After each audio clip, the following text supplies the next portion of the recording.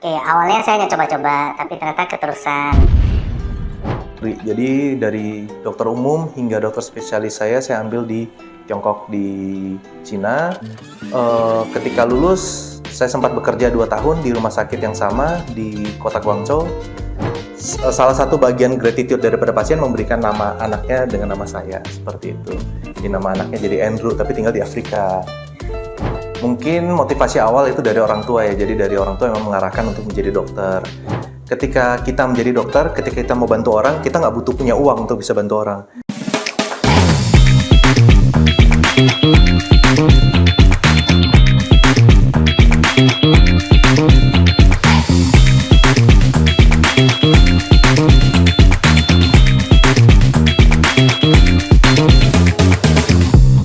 Hai, perkenalkan nama saya Dr. Andrew Diers Christian, saya spesialis obstetri dan gynecology di RSIA Bina Medica Bintaro.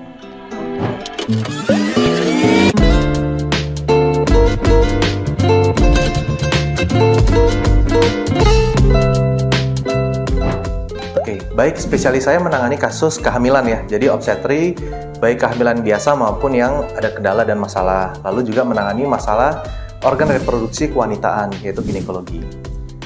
Kalau untuk alasan dokter sendiri, kenapa memilih spesialisasi obgyn? Oke, awalnya saya hanya coba-coba, tapi ternyata keterusan.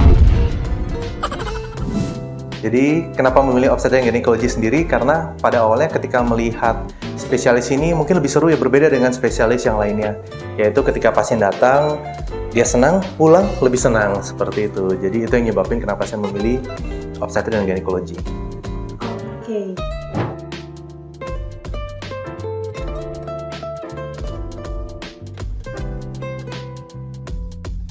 Untuk saat ini tidur ya, habis praktek biasanya tidur.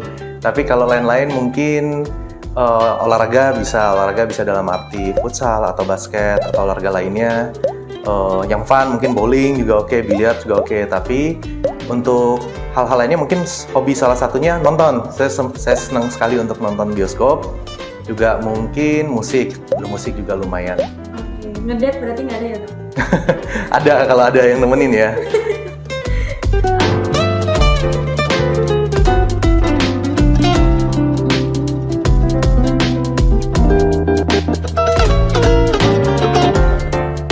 Pada umumnya karena kita di bidang obgyn ya, mengatasin kehamilan, semua journey daripada pasien pasti luar biasa ya, pasti semua berkesan dan berkenan.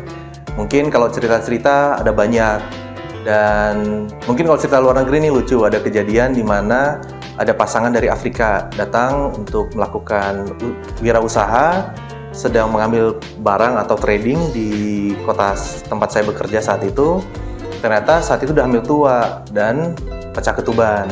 Saat pecah ketuban, saat itu kebetulan saya yang sedang bertugas di sana. Jadi di rumah sakit tersebut dan menangani pasiennya, ternyata pasiennya sudah pernah bekas sesar 2 kali. Pada akhirnya ketika melihat panggulnya, saya melihat, wah ini kayaknya mungkin nih bisa normal. Saya tanya-tanya, kenapa kemarin sesar? Panggulnya sempit dok, oke.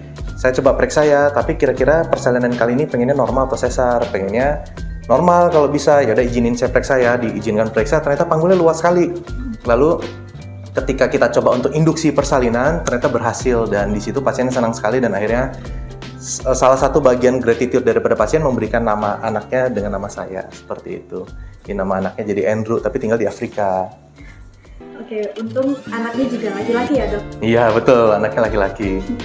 Oke, itu what a moment banget yang sangat-sangat spesial ya, sampai orang terinspirasi dan pengen kasih nama anaknya yang seumur hidup jadi nama sosok yang sangat berjasa. Betul.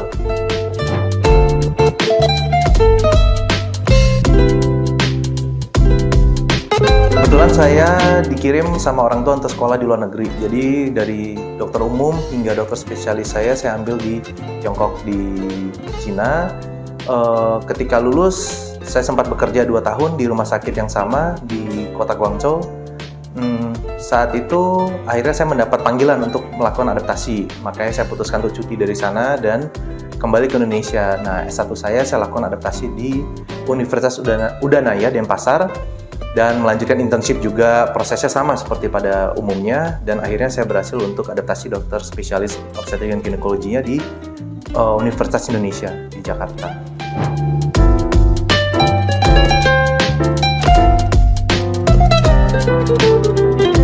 Mungkin motivasi awal itu dari orang tua ya, jadi dari orang tua yang mengarahkan untuk menjadi dokter. Dan motivasi dari mereka sebenarnya gampang. Ketika kita menjadi dokter, ketika kita mau bantu orang, kita nggak butuh punya uang untuk bisa bantu orang. Tapi ketika kita jadi dokter, kita bisa dengan keahlian kita menolong orang dalam arti kesehatannya mereka. Karena kan orang pasti ada aja sakitnya ya. Nah itu seperti itu sih alasannya.